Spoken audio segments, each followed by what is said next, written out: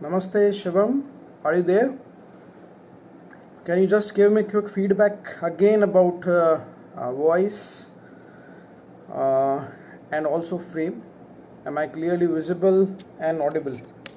That would be helpful.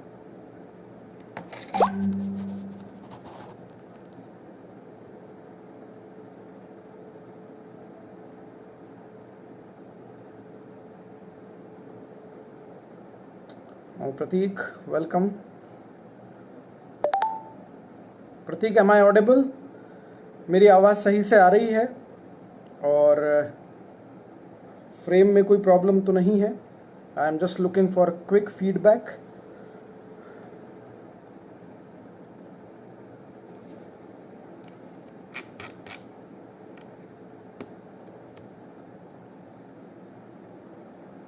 And please let me know when to start. आपके जब enough audience आ जाए. Okay, thank you for feedback.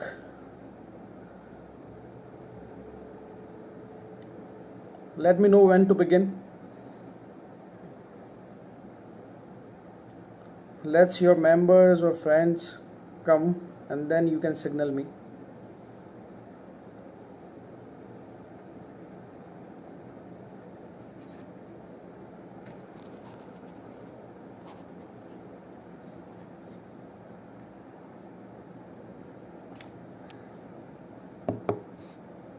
Okay, Prateek, thank you for your feedback.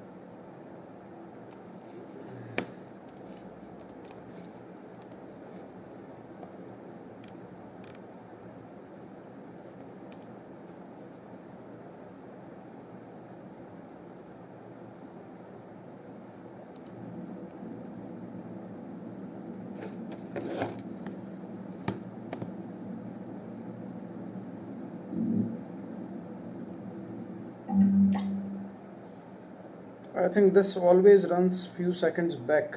Okay.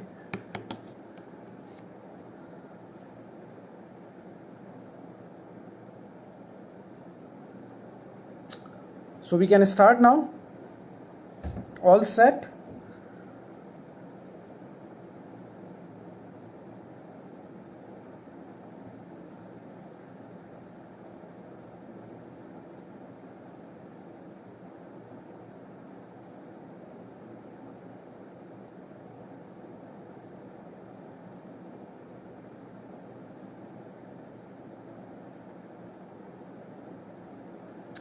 Okay, very good evening to all of you. Namaste, Jai Shri Ram, and welcome to all of Think India members.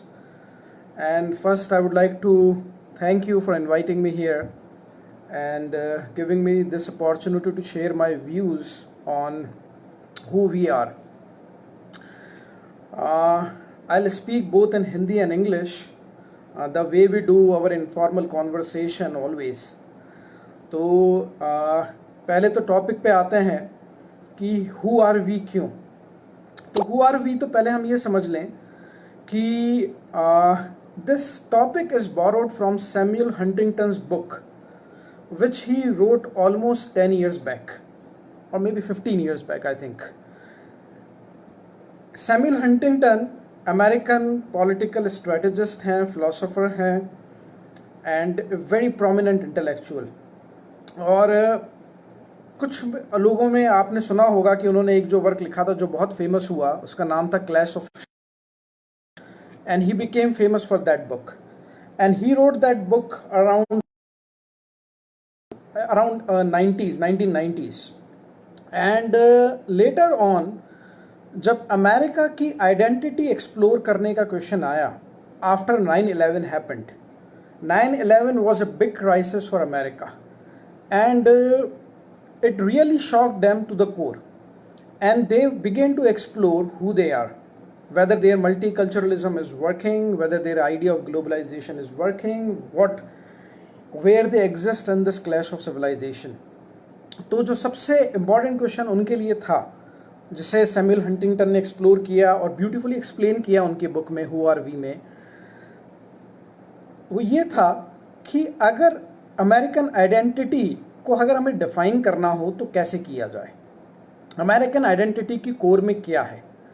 तो American identity की core में जब उन्होंने identify करना शुरू किया तो ये पाया कि at the core of American identity is 4 characteristic that they are white at the core, they are Anglo-Saxon, okay, and they are Protestant, okay. So in a sense जब अगर हम उनकी पूरी बुक का एक एसेंस निकालें और उनका मैसेज देखें तो हमें समझ में आएगा कि सैमुअल हंटिंगटन ने अमेरिकन आइडेंटिटी को इन वर्ड्स में डिफाइंड किया, white, Anglo-Saxon, Protestant, and he quite courageously and boldly accepted that Protestant faith is at the foundation of American culture. भले ही वो अपने आप को सेक्युलर कंट्री कहें पर Protestantism defines their core identity. Now this question and this exploration of who we are and who are we is done by every civilization, every great civilization, if it needs to sustain itself, और अगर वो अपनी identity को बनाए रखना चाहती है, sustain करना चाहती है। तो अगर आप देखेंगे कि हर सिविलाइजेशन को in fact in every generation they have to ask this question. अगर आप इंडियन सिविलाइजेशन को देखें तो ये अटेम्प्ट रिपीटेडली इंडिया में हुए हैं। In fact if you look at the work of Ved Vyas ji and Valmiki ji in the form of Ramayan and Mahabharata, तो अगर आप आइडेंटिटी के पर्सपेक्टिव में इस क्वेश्चन को देखें या सिविलाइजेशन के पर्सपेक्टिव में इस वर्क्स को देखें तो आपको समझ में आएगा कि वेद व्यास जी और वाल्मीकि जी कुछ और नहीं कर रहे हैं, वो इंडियन आइडेंटिटी को डिफाइन कर रहे हैं, एक्सप्लोर कर रहे हैं, उसे डिस्क्राइब कर रहे हैं उस समय के अकॉर्डिंग जिस समय पे उन्होंने ये वर्क्स लिखे। Indian identity is not fixed in some historical time. Of course, there are core principles which are universal, which comes from a great study or great continuity of Indian civilization. But इसका मतलब ये नहीं है कि वो core principles static हैं, वो core principles dynamic हैं और हर एज में इंटेलेक्चुअल्स की, एक्टिविस्ट की, स्कॉलर्स की रिस्पॉन्सिबिलिटी होती है उस कंट्री के कि वो उस कोर प्रिंसिपल्स को रीडिफाइन करे, रीडिस्क्राइब करे और अपनी यंगर जनरेशन को उस समय के अकॉर्डिंग ही बताए कि उनकी आइडेंटिटी क्या है. Otherwise what happen is that large number of people, large number of young people begin to have an identity crisis. और ये मैं अपने एक्सपीरियंस से कह सकता हूँ कि for last 15 years when I have been studying this subject, तो ये ज़रूर पाया है कि इंडियंस को एक जो सबसे बड़ी प्रॉब्लम है वो है आइडेंटिटी क्राइसिस की. They do not lack in talent, they do not lack in acquiring skills, they do not lack in any other areas, but when it comes to defining their identity, they fumble. They do not know where to begin. They do not know how to express themselves. और situation और ज़्यादा विचित्र हो जाती है, ridiculous भी हो जाती है, स्ट्रेंज भी हो जाती है when you migrate और when you go abroad to study. और जब आप एक ग्लोबल स्केल पे या हम कहें कि जब आप ग्लोबल ऑडियंस के सामने जब आपसे पूछा जाता है when you are in front of Chinese student, Japanese students और American student, French student and German students, जब आपसे ये पूछा जाता है कि आप इंडियन हैं तो आप इंडियननेस को कैसे डिफाइन करेंगे, या by being an Indian how do you define an Indianness? And believe me, most of our modern Indians our younger generation do not know how to express what is at the core of our identity. अब ये कितनी strange बात है कि हमारी civilisation world की oldest continuous civilisation है, it's an unbroken civilisation, और आज हमारे यूथ को इस क्वेश्चन के लिए स्ट्रगल करना पड़ रहा है कि वो अपने आप को कैसे डिफाइन करें। वो सिविलाइजेशन के इनहेरिटर्स हैं जिसने हर एज में ऐसे इंटेलेक्चुअल्स, सेजेस, स्कॉलर्स दिए हैं जिन्होंने ग्रेट वर्क्स लिख के इंडियन आइडेंटिटी को रीस्टैब्लिश किया है, रीस्टोर किया है, और यंग जनरेशन को क्लियरली उसके बारे में बताया है। So it's very strange, it's a strange paradox you could say, that oldest civilisation in the world is today struggling to teach its students who they are. Of course इसके अंदर बहुत सारे हिस्टोरिकल रीजंस हैं, political reasons भी हैं, in fact social reasons भी हो सकते हैं। उसमें मैं नहीं जाना चाहूँगा आज के हमारे इस कॉन्वर्सेशन में, because that will take us away from our today's lecture. आज उन पॉलिटिकल, इकोनॉमिकल, सोशल और हिस्टोरिकल रीजंस को हम साइड में रखते हैं और एक्सप्लोर करते हैं कि what do we mean by being an Indian. कभी और किसी समय हम उनके हिस्टोरिकल रीजंस को भी जानने की कोशिश करेंगे, क्योंकि तभी हमें समझ में आएगा कि ऐसा क्यों हो गया कि हमें अपनी आइडेंटिटी नहीं पता चल रही। सो अगर हम अपने यूथ से पूछते हैं आज कि किस तरह से अपने आप को डिफाइन करें, या मैं पूछता हूं अच्छा भारतीय होने का मतलब क्या है, as a teacher when I interact with students and I often ask them this question, और टू ए जनरल लेमैन, तो ये पता चलता है कि बहुत ही सुपरफिशियल डेफिनेशन हमारे युवाओं प्रकट कर पाते हैं या एक्सप्रेस कर पाते हैं। अगर पूछते हैं कि इंडिया के बारे में कैसे आप बताएंगे किसी को, तो जनरली उनके आंसर्स होते हैं कि इंडिया में बहुत डाइवर्सिटी है, इंडिया में तरह तरह की संस्कृति हैं, या we are a secular country, we are a democratic country, okay, and all these things, okay, there is nothing wrong in it. But अगर उनसे ये पूछा जाए कि ये डाइवर्सिटी क्यों एग्जिस्ट करती है, इसका क्या रीज़न है, क्या ये डाइवर्सिटी कहीं और नहीं है, क्या सिर्फ ये इंडिया का यूनिक फीचर है, क्या सेक्युलरिज्म इंडिया को डिफाइन करता है, क्या डेमोक्रेसी इंडिया को डिफाइन करती है? क्योंकि सेक्युलरिज्म और डेमोक्रेसी तो पॉलिटिकल सिस्टम है। हम यहाँ बात कर रहे हैं कि सिविलाइजेशन के लेवल पे इंडिया को कैसे डिफाइन किया जाए, या हम उन फैक्टर्स की बात कर रहे हैं जिससे इंडिया बचा रहा, जिससे इंडिया सस्टेनेबल बना। That brings me to the another very interesting point. अगर आप इंडिया की हिस्ट्री देखें तो इसको दो तरीके से समझा जा सकता है। या तो आप कहें कि वी वर ऑलवेज कॉलोनाइज्ड, हमारे पे तो आक्रमण होते रहे एक के बाद एक, और हम गुलामी की अवस्था में ही रहे ज़्यादातर समय, तो हमारे में क्या ग्रेट है, हम किस बेसिस पे कह सकते हैं कि हमारी सिविलाइजेशन ग्रेट है, जबकि हम देख रहे हैं कि 1947 में हमें इंडिपेंडेंस मिली, और उसके पहले ब्रिटिश और इस्लामिक इन्वेजन वो तो अराउंड 1200 ईयर्स 1300 ईयर्स तक का था। तो किस बात पे हम प्राइड करें कि इंडिया ग्रेट सिविलाइजेशन है? Of course being an Indian you will always have a pride like any other citizen of its country, but वो प्राइड हमेशा इन्फॉर्म्ड प्राइड होनी चाहिए। उस प्राइड के पीछे कोई इम्पॉर्टेंट फाउंडेशन या प्रिंसिपल होना चाहिए जिसको आप लॉजिकली एक्सप्रेस कर सकें, डिस्कवर कर सकें, उसके बारे में रिसर्च कर सकें और दूसरों को बता सकें। शैलो प्राइड बहुत लंबे समय तक टिकती नहीं है। तो एक फैक्ट जो मुझे सबसे ज़्यादा इम्प्रेस करता है इंडियन सिविलाइजेशन के बारे में, वो है इंडिया की continuity. Look at any other civilisation in the world, you will not find any other civilization in the world that has such an impressive continuity. अगर इंडिया के टाइम स्पैन को ही अगर आप देखें तो आपको समझ में आएगा कि ये 10,000 साल से पुरानी सभ्यता है। इतना ही नहीं, इन 10,000 साल में कितने ही इन्वेजन्स हुए, कितने ही अटैक्स हुए, कितने ही स्ट्रगल्स हमने किए, बट इसके बावजूद भी 21st सेंचुरी में हम सुपर पावर बनने की इच्छा रखते हैं। अगर हम इन इन्वेजन्स में से 3 इन्वेजन्स को सिंगल आउट करें, Islam, Christianity and communism, what you will find is, just try to imagine for a few seconds with me कि ऐसी कौन सी सभ्यता है जो इन तीनों कॉलोनियल पावर्स, इन्वेडर्स के अटैक्स के बावजूद जिंदा रह गई, that could survive and sustained and can rebound back in 21st century.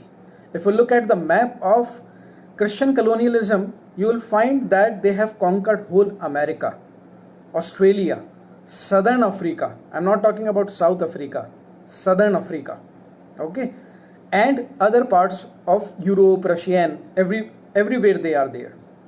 यानी हमें ये ध्यान रखना चाहिए कि इवन यूरोप में भी क्रिश्चियन कलोनियलिज्म बहुत ब्रूटल तरीके से हुआ है.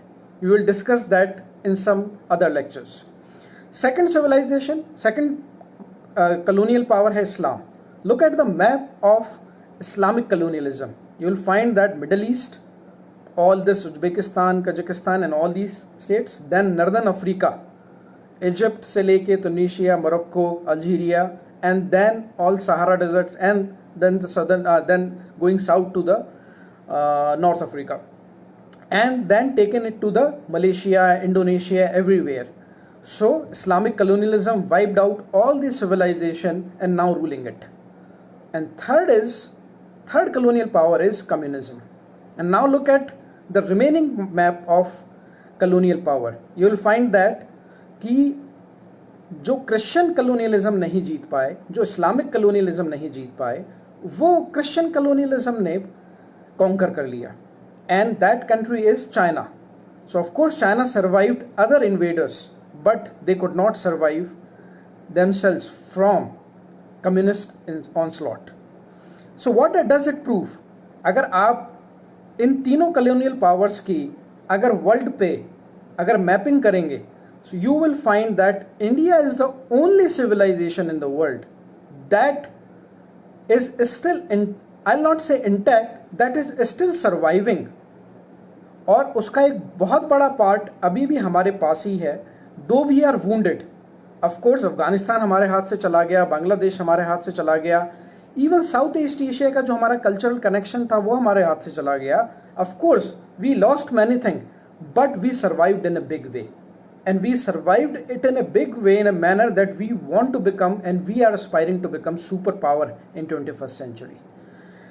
If this facts does not amaze you, what other thing is required to make this thing clear that India is wonder of the world? So it's a matter of perspective. What I see in the survival and journey of India is the proving of this principle of survival of the fittest. अगर modern theory में सबसे ज़्यादा powerful theory है तो वो evolution की है, और एवोल्यूशन की अगर सबसे ज़्यादा पॉपुलर स्टेटमेंट है तो वो है सर्वाइवल ऑफ द फिटेस्ट. अगर इस पैरामीटर पे अगर हम किसी सिविलाइजेशन को जानने की कोशिश करें तो वो इंडिया ही होगी और कोई नहीं होगा. And being an Indian, you must know this very well, you must know how to express this very well. So if you go and study it, you will find that this is an amazing feature of being an Indian. So ये बात हुई time Spain की. If you look at geographical boundaries of India, this will also amaze you. Just visualize for few seconds cultural map of ancient India. You will find, of course, जो आज का modern India है, अगर उसमें हम पाकिस्तान, बांग्लादेश, अफगानिस्तान ये भी इंक्लूड कर लें, इसके बावजूद भी अगर आप ईस्टर्न पार्ट में जाएं तो इंडिया का cultural continuity south east Asia में इंडोनेशिया, मलेशिया, वियतनाम, कंबोडिया हर जगह दिखाई देती है. अगर स्पेस के दूसरे एस्पेक्ट्स को देखें हम वेस्टर्न पार्ट को, तो जिन लोगों ने अगर किसी में भी आप में से रुचि है इंडो यूरोपियन लैंग्वेजेस की, तो आप पाएंगे कि इंडिया का cultural front almost going to the western part, it is going to what we call today United Kingdom, जहाँ पे केल्टिक सिविलाइजेशन एक टाइम पे थी. और अगर आप देखें इस ईस्टर्न फ्रेम को और इस वेस्टर्न फ्रेम को, just try to imagine geographical cultural boundaries of India. इतना बड़ा सिविलाइजेशन की कल्चरल बाउंड्री किसी और कंट्री की नहीं रही आज तक, and that cultural boundary we did not form because of political और other ruthless method of invasions. We never invaded countries. We gradually spread our culture by its own strength and became the most powerful civilization in the world. So these two facts, space और time में हमें civilization की study करनी चाहिए। India की study इसलिए भी important है क्योंकि सिविलाइजेशनल पर्सपेक्टिव इंडिया का बहुत बहुत बड़ा है। You cannot understand India within a framework of 20-25 years. You can only understand India if you have patience and least, without which you will never understand it. So India को समझने के लिए भी आपकी जो दृष्टि होनी चाहिए वो बहुत बृहद होनी चाहिए. It requires a panoramic vision. Only then you will understand the beauty and the important points of Indian civilization. So now the question comes, how did we survive? What are the factors that became responsible for India's survival, sustainable, eternal principle? Of course there are many, क्योंकि इतनी बड़ी civilization के core में एक या दो principles तो नहीं होंगे, बहुत सारे principles हैं। उन principles में मैं पहले आऊँ, उसके पहले हम ये समझ लें कि वो क्या प्रिंसिपल्स हैं जिससे सिविलाइजेशन कलेप्स हो जाती है, and why India did not collapse. तो अगर आप हिस्ट्री के अगर स्टूडेंट हैं, हिस्ट्री में इंटरेस्ट रखते हैं और सिविलाइजेशन हिस्ट्री जब आप पढ़ेंगे तो आपको पता चलेगा कि बहुत सारे ऐसे रीजंस होते हैं जिसके कारण सिविलाइजेशन कलेप्स हो जाती है। जैसे हम पहला एग्जाम्पल लेते हैं इकोलॉजी का। There are many civilizations that collapsed only because of ecological reasons. या तो उन्होंने अपने नेचुरल रिसोर्सेज पूरे ख़त्म कर दिए, या उन्होंने अपने पूरे वृक्ष काट डाले, या पानी की कमी हो गई, या टेम्परेचर में मेजर चेंज आ गया। And if you are interested in this area, I will recommend Jared Diamond work on collapse. You should read that and you will find that how civilisation collapse. और अगर इसे मैं अगर आज की दृष्टि में देखूं, आज के कॉन्टेक्स्ट में अगर हम इसको देखने की कोशिश करें, इवन कोरोना वायरस जैसी जो डेडली डिजीज है, जो एपिडेमिक है, पेंडेमिक है, यू रीड टुडे कि ये किस कारण से हो रहे हैं and what are the basic reasons for these deadly epidemics. And believe me, corona is not stand alone case. Scientists for last 30 years have been warning us that we are going to face this deadly pandemic again and again in future. और उसका reasons क्या बता रहे हैं? उसका जो सबसे important reason है वो है ecological destruction. And if you want to understand how ecological destruction is connected to pandemics, go and read. Please read David Quammen Spillover, and you will find enough evidences and example to prove that कि कैसे across the world हम civilization को भी destroy कर रहे हैं क्योंकि हम ecology को destroy कर रहे हैं। And India, if there is one thing that India stands for, which is very central to our principle, is that we have always considered ecology and environment as divine. We have always worshipped ecology. हमने कभी भी ecology को सिर्फ resource या tool नहीं माना, हमारा exploitation का एक मैकेनिज्म नहीं बनाया। And that comes from our vision of looking at all life forms, whether it's plants, whether it's animals, whether it's minerals, whether it's undersea life, whether it's birds, okay, everywhere we see that there is a consciousness that is existing in these creatures, these life forms. आप कहेंगे ये तो बहुत ही साधारण सी बात है. So if you look at the world history, out of these three colonial power that I mentioned earlier, Islam, Christianity and communism, इन तीनों civilisation के कोर में कहीं भी इकोलॉजी को डिवाइन नहीं माना गया है.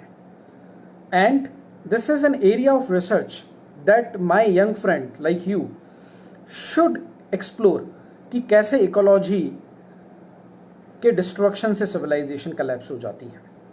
Now second, the connected with this ecology is hygiene principle. If you look at the hygiene principle of India, it was very high. और इसीलिए अगर हम प्लेग्स की बात करें, फ्लू की बात करें, एपिडेमिक्स की बात करें, तो इंडिया में ऑफ कोर्स उसका इम्पैक्ट हुआ है, नो डाउट. बट अगर आप आंकड़े निकालेंगे, that is another area of research that we must indulge in. आपको पता चलेगा as compare to other civilisation हमारे यहाँ बहुत ही कम प्लेग्स आए हैं, बहुत ही कम एपिडेमिक्स आए हैं. And that is because of our cultural practice rooted in our scientific wisdom, in Ayurvedic wisdom, in health wisdom. Okay, and we must explore that. एक area मैं आपको बहुत इंटरेस्टिंग एरिया बताता हूँ जो बहुत ही रिसेंट डिस्कवरी है, वो है brain gut science. Brain and gut science. आप पिछले 10 साल में, 10 से 20 साल के अंदर वेस्ट में इतनी बड़ी रिसर्च, इतने large number of research paper लिखे गए हैं कि कैसे आपका जो गट है, जो आप फूड कंज्यूम करते हैं, वो कैसे आपके ब्रेन को इम्पैक्ट करता है. तो पहले तो मैं ये बता दूं कि आप ये नाम जरूर लिख लें, क्योंकि ये एक एरिया ऑफ एक्सप्लोरेशन है जिस पे इंडिया ने मैसिव लिटरेचर प्रोड्यूस किया है और जिसे मॉडर्न साइंस बहुत रिसेंटली ही एक्सेप्ट करने लगी है एट वेरी प्रिलिमिनरी लेवल. इसको कहते हैं gut brain connection. Gut brain connection का मतलब है कि what you consume as a food will ultimately will impact your brain और योर माइंड. अगर हम इसको आयुर्वेदिक प्रिंसिपल से हम जोड़ें तो हमारे यहाँ पे इसका बहुत ध्यान रखा गया कि अगर आप विद्यार्थी हैं, because I am talking today to majority of you are students, तो स्टूडेंट का फूड क्या होना चाहिए इस पर बहुत फोकस रखा जाता था, क्योंकि उसका माइंड अटेंटिव होना चाहिए, उसका माइंड शार्प होना चाहिए, और he must have a very calm and explorative mind to understand things. इसीलिए फूड का साइंस हमारे यहाँ बहुत इंपॉर्टेंट रहा, और फूड का साइंस हाइजीन से, इकोलॉजी से, सब चीज़ों से कनेक्टेड है. इसलिए गट एंड ब्रेन का अगर आप कनेक्शन पढ़ेंगे मॉडर्न साइंस में, so they are repeating the same thing that we have discovered, और that we discovered almost 10,000 years back. In fact अभी तो वो सारी बातें एक्सप्लोर भी नहीं कर पाए हैं जो हमारे यहाँ लिखी गई हैं, उनका प्रैक्टिस हमने 10,000 साल से किया. सो that is another area which survived India. And remember, ecology, hygiene, gut-brain connection, all these things come together and make a very healthy human beings and healthy society.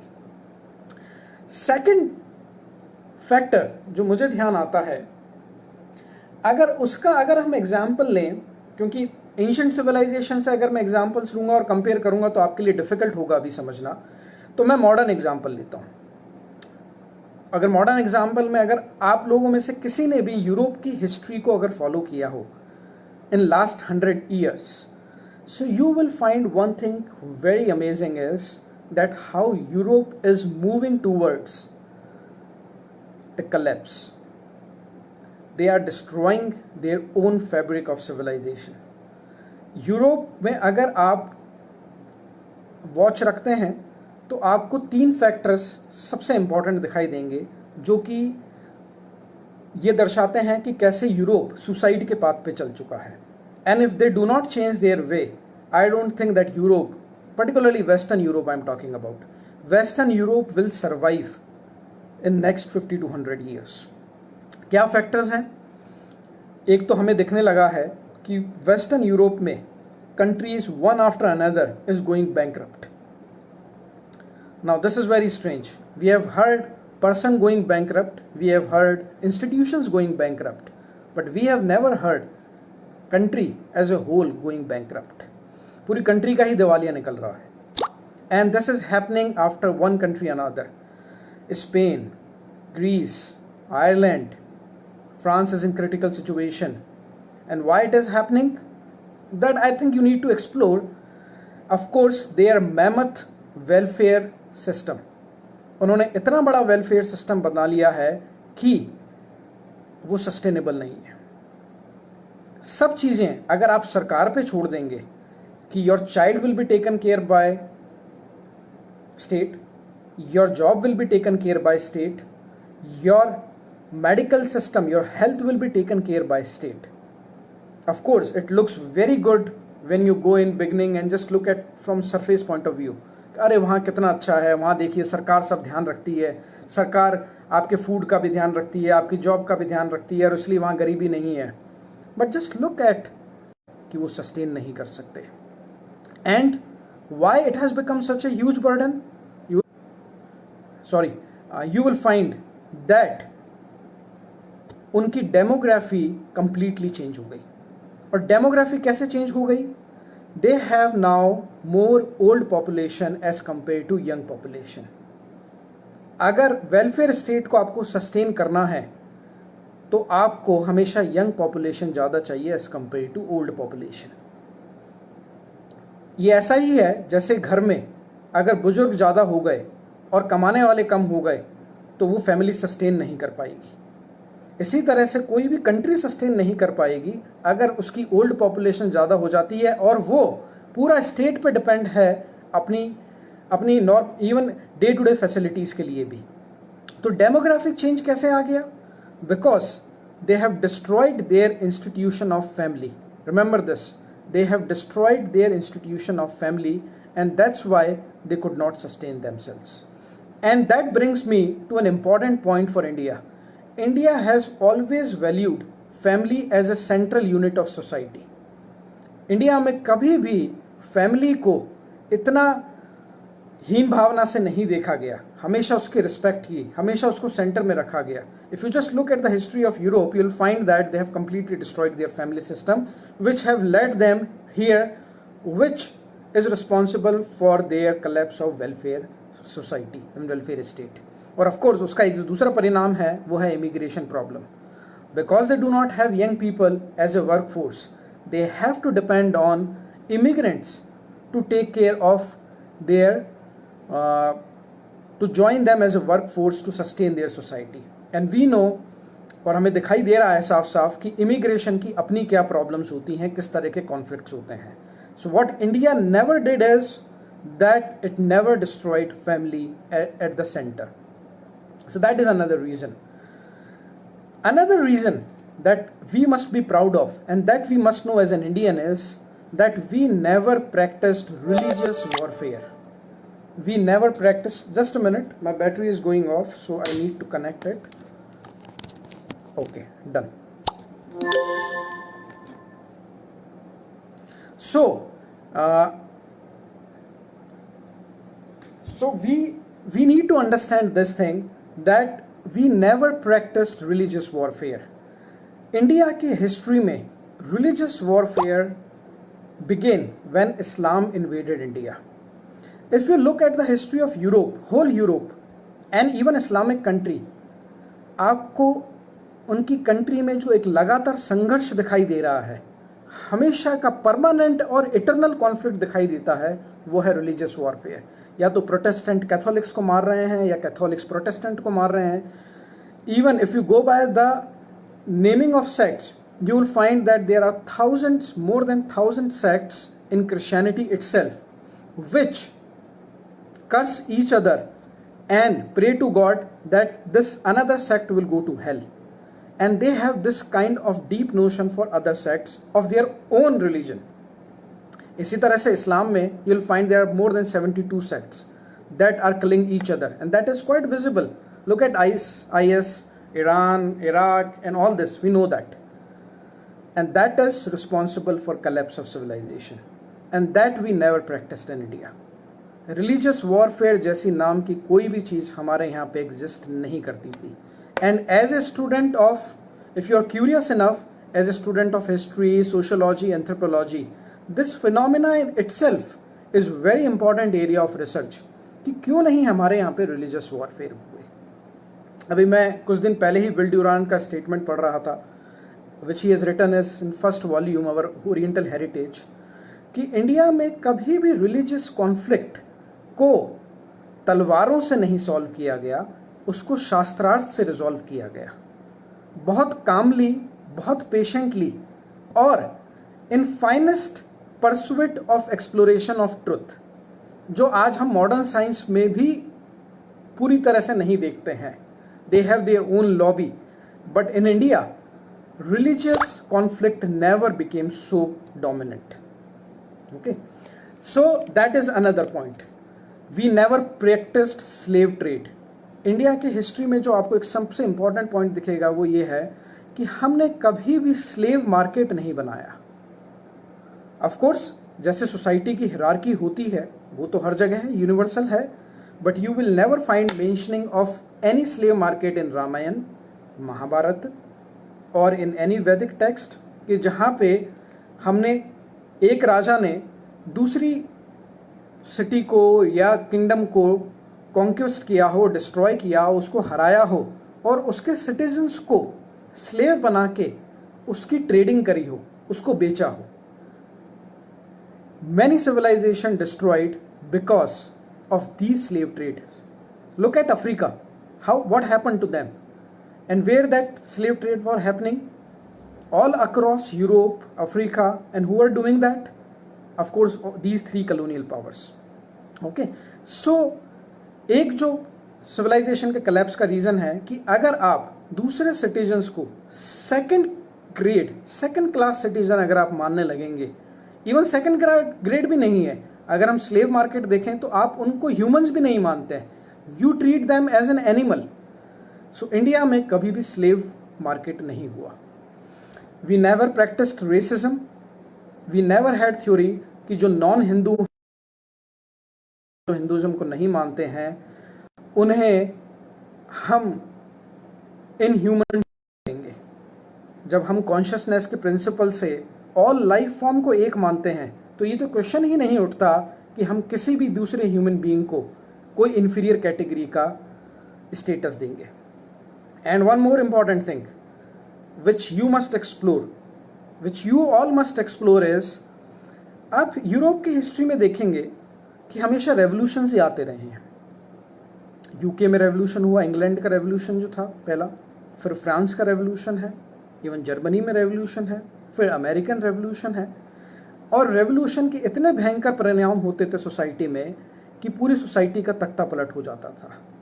And look at the brutality, look at the ruthlessness, look at the cruelty in these revolutions. मैं ये नहीं कह रहा कि जो revolution जिन्होंने किया वो गलत हैं, बट सोसाइटी में ऐसे सर्कमस्टेंसेस पैदा हो गए कि रेवोल्यूशंस के अलावा शायद उनके पास कोई चारा ही नहीं रहा. अगर आप यूरोप की हिस्ट्री देखेंगे तो आपको समझ में आएगा पूरी रेवोल्यूशन से भरी पड़ी है. Now compare that with India. Have you ever rid of any sort of revolutions in India जहां पे राजा इतना अत्याचारी हो गया कि जनता ने आके उसका तख्ता पलट कर दिया? और सिर्फ तख्ता पलट नहीं किया, पूरा का पूरा सिस्टम रीडिजाइन किया और उसको नया शेप दिया. ऑफ कोर्स हमारे यहाँ भी अत्याचारी हुए हैं, ऐसा नहीं है, बट रेवोल्यूशंस जैसा कोई कॉन्सेप्ट हमारी कंट्री में नहीं दिखाई देता. वैसे इसके लिए एक बड़ा इंपॉर्टेंट वर्क है, maybe I share letter with you. Martin Malia ने एक बुक लिखी है कि रेवोल्यूशन जो फिनोमिना है वो कैसे यूरोप तक ही सीमित है, यूरोप की history. And Martin Malia was one of the greatest historian of last century. Okay, so that is there. I have lot of points to cover, but I would like to know that you know how much time do I have before I go, और should I take questions now?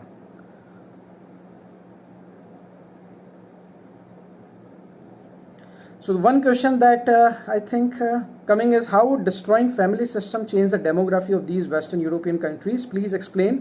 Immigration is understandable. Look, जब आप, अगर मैं इसको बहुत ही simple और plane statement में कहूँ कि अगर आप मैरिज का सिस्टम डिस्ट्रॉय कर देंगे तो फैमिली नहीं रहेगी. मैरिज का सिस्टम डिस्ट्रॉय कर देंगे so you will not have childrens. अगर आप चिल्ड्रंस ही नहीं चाहते, किड्स ही नहीं चाहते, अगर बच्चे ही नहीं पैदा करने चाहते, तो मुझे बताएं कि नेक्स्ट जनरेशन आएगी कैसे? सो फैमिली सिस्टम से ही सैंक्टिटी बनती है मैरिज की, या मैरिज की सैंक्टिटी से फैमिली सिस्टम बनता है. और फैमिली सिस्टम होता है तो आप नेक्स्ट जनरेशन में इन्वेस्टमेंट करते हैं, emotional investment, cultural investment, spiritual investment, whatever is there. अगर आप ये मान लेंगे कि फैमिली बाधा है आपके इंडिविजुअल करियर में, आपके इंडिविजुअल गोल में, so what you will do first is that you will break apart family. In fact अगर आप हिस्ट्री देखें तो आपको समझ में आएगा, पहले उन्होंने जॉइंट फैमिली डिस्ट्रॉय करी क्योंकि वो उनके इंडिविजुअलिज्म के प्रिंसिपल पे आड़े आ रही थी। Then they had a small family, nuclear family for many years और मैनी डिकेड्स, जहाँ पे सिर्फ पति पत्नी और बच्चे रहते थे।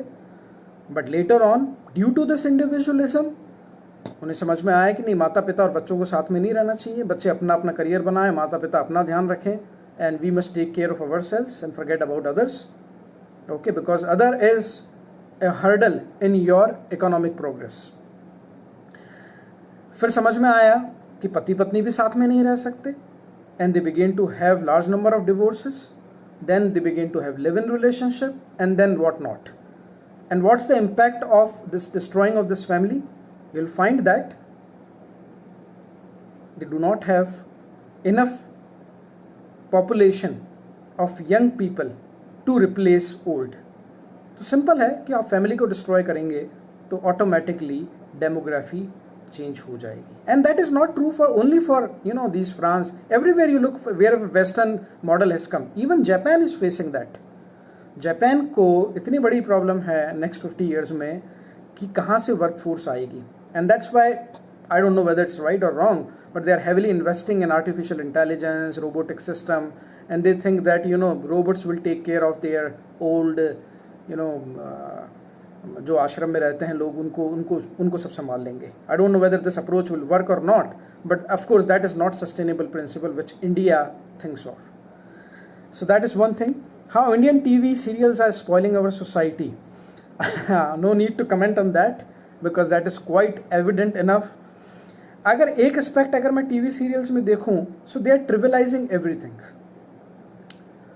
और because they are not culturally rooted enough, they borrow their ideas from west, they borrow their ideas from other society। even अगर उनको इंडियन कुछ अगर पसंद आता है तो इंडियन में फैमिली कॉन्फ्लिक्ट ही उनका और फैमिली ड्रामा ही उनको दिखाना होता है, and there is nothing very substantial to learn from these TV serials. So I don't think TV serials will ever help you to learn about India. Next question is there a difference between Sanatan Dharma and Hindu culture, and is Bharat एक cultural civilisation country और an entity based on religion later shaped in political structure? देखिए, एक बात ध्यान रखिए कि India एक civilisation है, नेशन स्टेट नहीं है। और इंडिया की जो सिविलाइजेशन का जो मैंने स्टार्टिंग में पॉइंट कहा था, इंडिया को सिविलाइजेशन दृष्टि से ही समझा जा सकता है, नेशन स्टेट की दृष्टि से इंडिया तो समझ में भी नहीं आएगा। एंड ऑफ कोर्स सनातन धर्म is at the core. You cannot understand India without understanding Dharma. That was my next point I wanted to cover. तो मैं एक बहुत ब्रीफली बता देता हूँ आपको कि अगर आपको सबसे इम्पॉर्टेंट प्रिंसिपल अगर इंडिया में समझना है या इंडियननेस होने का समझना है, तो आपको ये वर्ड समझना पड़ेगा, धर्मा। और धर्मा सिर्फ स्पिरिचुअल वर्ड नहीं है, मैं आपको बता दूं, because Dharma is applicable in every sphere. Dharma is applicable in political sphere, in social sphere, in cultural sphere, even in scientific sphere.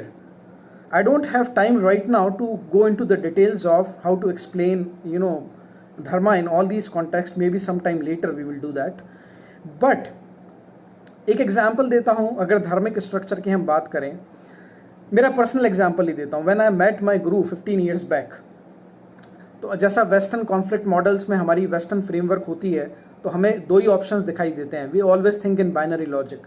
So I pose this question to him कि communism या socialism better है कि capitalism better है? तब उनका एक बहुत simple सा स्टेटमेंट था कि ना तो कम्युनिज्म बेटर है या कम्युनिज्म और सोशलिज्म बेटर है, ना कैपिटलिज्म बेटर है।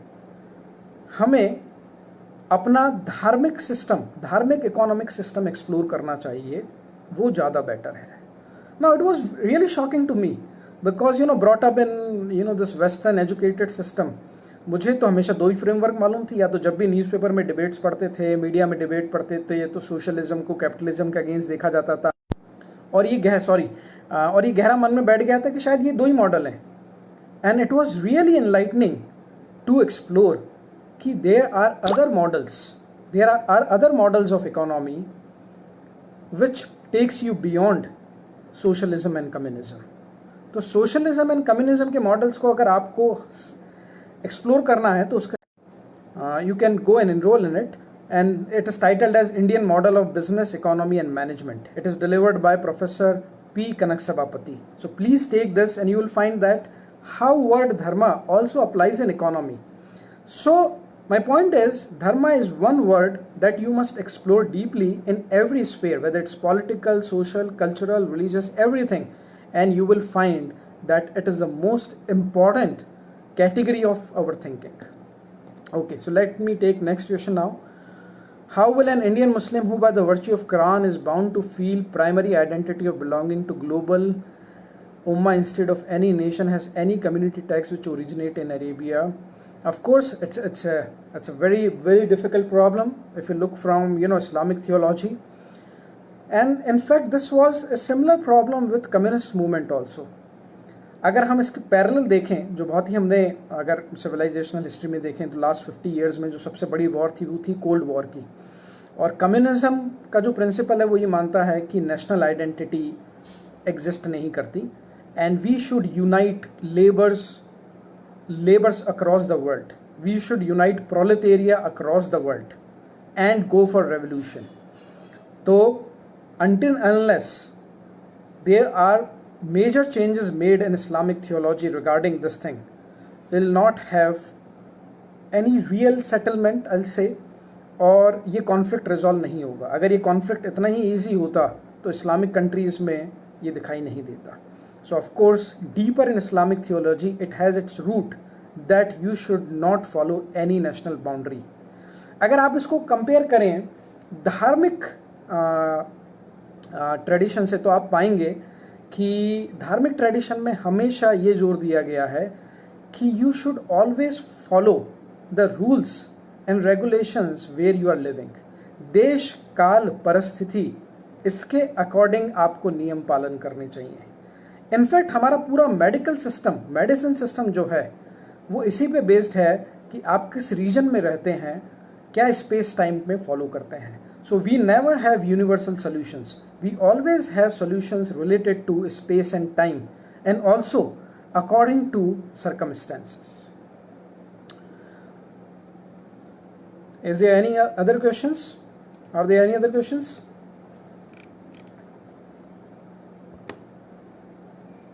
Are you still interested into listening me? You'd like to continue me for a longer time? Pratik or Shivam? Should I take up more questions? Do we have time? I'm looking your feedback before going ahead.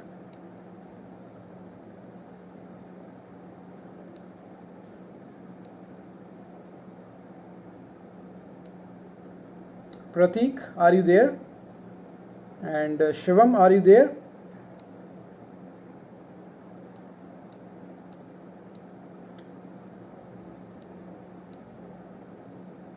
Okay, so I have few more questions. So question is,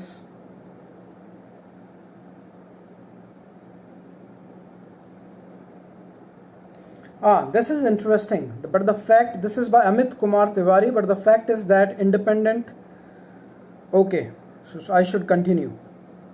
Okay, thank you. So there is an interesting question by Amit Kumar Tiwari that state that, but the fact is that independent Indians are more colonized than they were during colonial era. And unfortunately, I agree with you. Colonial India में जब British rule कर रहे थे, you will find that our scholars were fighting against them. Not only our army, not only our society. Sorry for this. So intellectually we were very vibrant. In fact, मैं ये example दिया करता हूँ, and I urge you to explore that also. 1850 से लेके 1970 तक, of course 1947 तक तो ब्रिटिश ही थे, 1850 से लेके 1970 तक दो तरह के वर्क हुए. One that was produced by colonial powers, जिसमें क्रिश्चियन स्कॉलर्स थे, ब्रिटिश स्कॉलर्स थे, यूरोपियन स्कॉलर्स थे. उसमें सारे कॉलोनाइज्ड फ्रेमवर्क से ही नहीं लिख रहे थे. There were very good works from even European scholars also at that time. But yes, majority of these scholars had their own biased agenda and their goals. But at the same time, you will find that the best modern works were also published by our scholars. So if you really want to know about India in modern terminology, not in, like always going back to Vedas, Upanishad and all that, अगर आप देखेंगे तो 1850 से लेके 1970 तक हमारी civilisation में, modern times में ग्रेटेस्ट वर्क प्रोड्यूस हुए हैं, greatest. And I'm compiling them, all of them at one place. But look at, R.C. Majumdar work. Look at K.M. Munshi's work. Look at A.S. Altekar's work. Look at Radha Kumud Mukherjee's work. In fact, अगर मैं आपको recommend करूँ for ready reference, you will find that Cultural Heritage of India. I think now they have 8 to 9 volumes published by Ramakrishna Ashram. You must all read that. That is an amazing source of information about Sanatan Dharma, Hinduism in all its aspect, written in modern terminology. Because अगर मैं आपसे कहूँ कि शास्त्र की language अगर अभी आप पढ़ने जाएं, so you will find it difficult. You need a training at least of 5 years in Sanskrit and its related terminology. Only then you will understand, our scripture. It's in original form. But अगर आपको अभी की terminology में अगर कुछ works पढ़ने हैं, so I welcome you. Just mail me your name and your email address.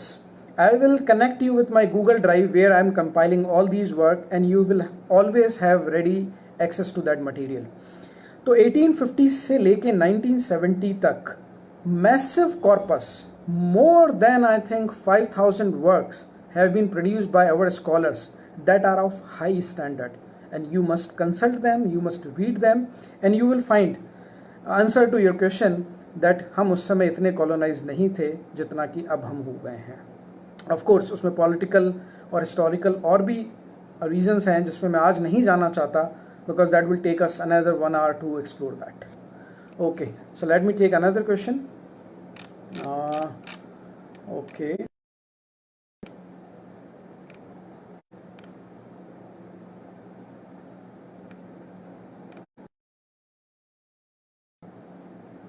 Is it only Indian, particularly Vedic civilization? I think I've taken a question of Amit, so I'll go for another one.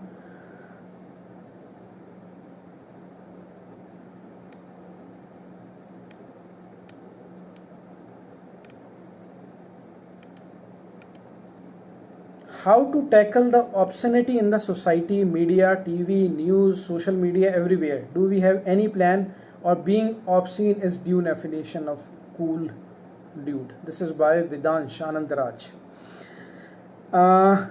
Look, when you make your young generation, when you make your students colonized in your mindset, then you cannot expect from them anything new or original. एक ऑब्सैनिटी तो जो हमें दिखाई देती है वो of course waste से import की है कंप्लीटली, और कॉलोनाइज्ड माइंडसेट ऐसे ही वर्क करता है. Colonised mindset always work with borrowed framework. Understand what does it mean by colonisation, और उसका इम्पैक्ट हमें हमारे सारे एजुकेशन सिस्टम में दिखाई देता है. It's not only about art, it's about everywhere. Look at our जजेस, kind of a judgement they are giving. Do you think it does not reveal their colonized mindset? Look at our bureaucrats. Look at our majority of scholars or intellectuals. क्या innovative हम produce कर रहे हैं, क्या creative ideas हम global domain में contribute कर रहे हैं. I always say that except few jugaad here and there, even IITs, IIM or all other prestigious institutions are not contributing any original ideas in global domain. Do we have any theories, so to speak, that originates from India and that has impacted modern mind and global audience? ये इसलिए है कि हमारा पूरा education system, even knowledge system जिसको हम कहते हैं इंडियन नॉलेज सिस्टम, इसको थॉरोली डिस्ट्रॉय किया गया. In fact nowadays I am working on cognitive linguistics. You won't believe that nowadays all these academic subjects have become cognitive. और cognitive anthropology हो गई है, cognitive sociology हो गई है, cognitive linguistics हो गया है, cognitive politics हो गया है. Everywhere they have added cognitive, and you will find it surprising that there is so much research done in India in this sphere, in the realm of consciousness, cognitive. In fact अगर मैं एक example, मुझे जो अभी ध्यान आता है, America की टॉप मोस्ट यूनिवर्सिटीज़ आज जो 2 प्रोमिनेंट एरिया हैं जिस पे वर्क कर रही हैं, वो हैं consciousness related cognitive studies and second is meditation. Okay, and they are trying to understand how our brain functions. And पूरी की पूरी इंडस्ट्री, दे आर इतना ह्यूज पब्लिकेशन है इस एरिया में. But if you look from India, where do we have our scholars जो इस area पे वर्क कर रहे हैं.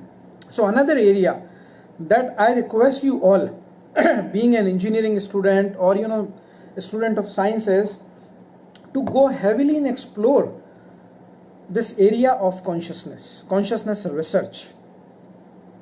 अगर आप अमेरिका की टॉप मोस्ट यूनिवर्सिटीज़ देखें तो सारी की सारी यूनिवर्सिटीज़ आपको कॉन्शियसनेस रिसर्च में मिल जाएंगी, and they are producing such a massive corpus of research. And look at Indian university, where do we have, just tell me one department in India who is doing research on consciousness, cognitive studies, brain, neurology, neuroscience. Everything is coming from waste.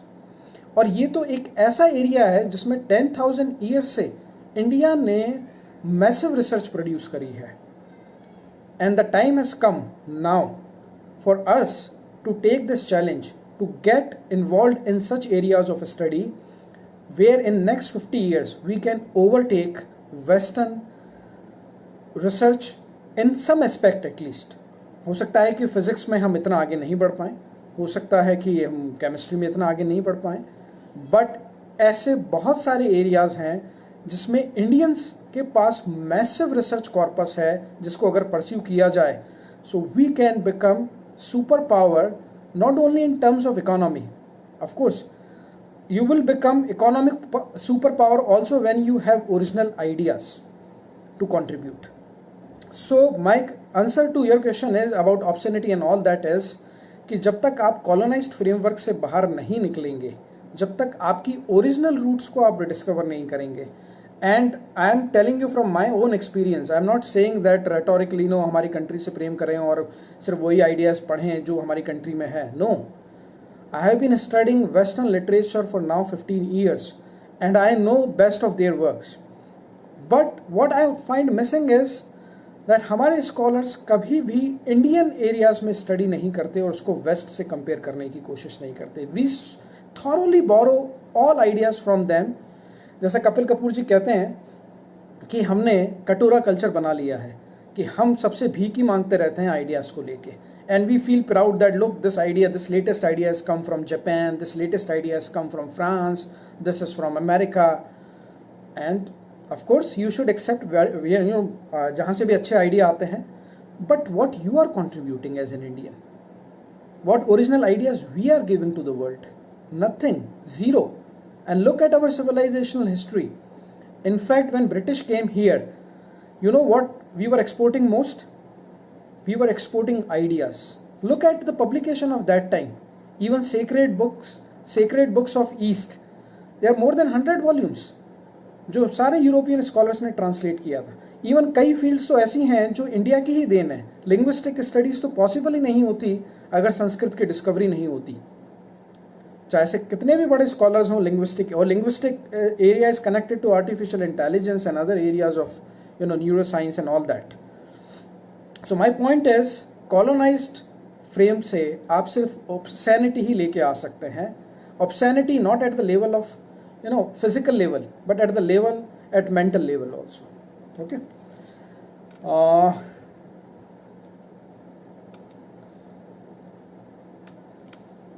So I think I have covered most of the questions,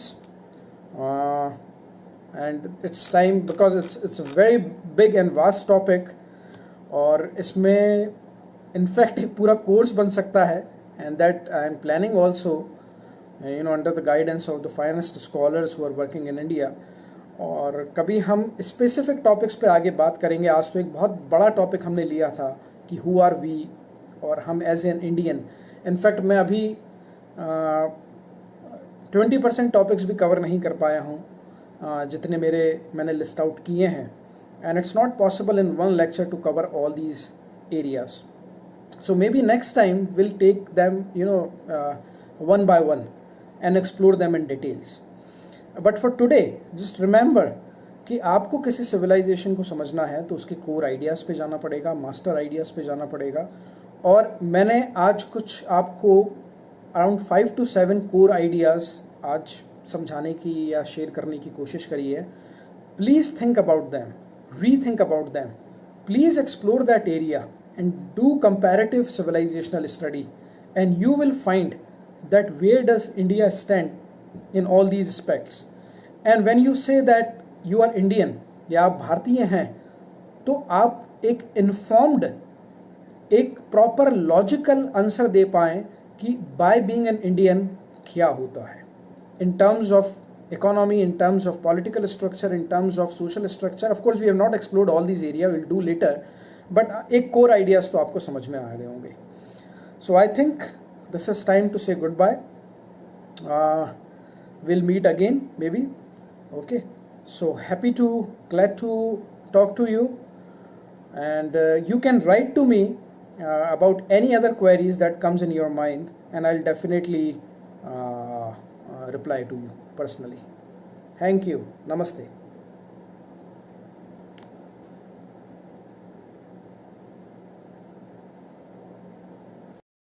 লোকের পিটিলো লম্বা লম্বা চুল এমন মাথায় বেঁধে দে বলাল গেন্দা